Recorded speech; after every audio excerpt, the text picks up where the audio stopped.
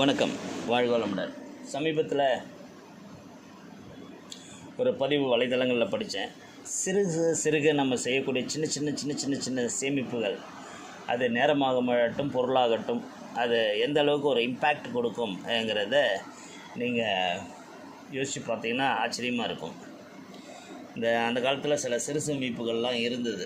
இந்த காலத்தில் சிறு சேமிப்புகள்னால் பயந்து ஓடுறாங்க மக்கள். அதுக்கு காரணம் சேமிக்க கொடுத்த இடத்துல பணத்தை தூக்கிட்டு ஓடிடுறாங்கங்கிறது. அந்த மாதிரி நம்ம சின்ன விஷயங்களில் நம்ம வாழ்வு சிறப்பதற்காக சிறு சேமிப்புகள், அதில் சில விஷயங்களை உங்களுக்கு சொல்கிறேன்.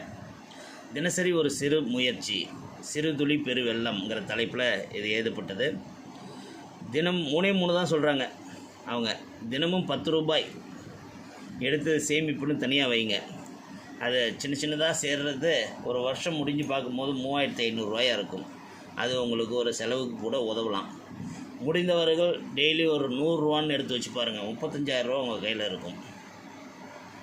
ஸோ இந்த மாதிரி சிறுக சேர்க்கறதுங்கிறது உங்களுக்கு ஆச்சரியப்படுத்தக்கூடிய ஒரு நெட் ரிசல்ட்டை கொடுக்கும். அதே போல் தினமும் 20 பக்கங்கள் படித்தால் வருட முடிவில் நீங்கள் கிட்டத்தட்ட 30 புத்தகங்களை படித்து முடிச்சிருப்பீங்க. அந்த 30 புத்தக வாசிப்புங்கிறது உங்களுக்கு ஒரு மிகப்பெரிய அனுபவ அறிவை, 30 பேரோட அனுபவ அறிவை உங்களுக்கு கொடுத்துருக்கும். இதே போல் வாக்கிங், தினமும் ஒரு 10 நிமிஷம் 20 நிமிஷம் கொஞ்சம் உங்களால் நடக்க முடிஞ்ச தூரம் நடந்து பாருங்கள்.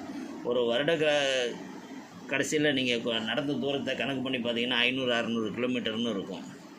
அந்த மாதிரி இந்த சின்ன செயல்கள், அதாவது ஒரு நாளைக்கு ஒரு ½ அன் ஹவர் நீங்கள் உங்களோட எதிர்காலத்துக்கு உங்களோட சேமிப்பு, அது எந்த சேமிப்பாக வேணாலும் இருக்கட்டும், உங்கள் சேமிப்புக்கு சிந்தனை செய்வதற்கு சொல்லி சின்ன விஷயங்களை யோசித்து கூட பாருங்கள். இது உங்களை எங்கேயோ கொண்டு போய் வச்சுருக்கோம். இந்த மாதிரி சிறு முயற்சிகள் தொடர்ந்தால் நாம் தினமும் தத்துவமோ தன்னம்பிக்கையோ சுமார் 20 பக்கங்கள் படிப்பேன், அல்லது நல்ல நபர்களின்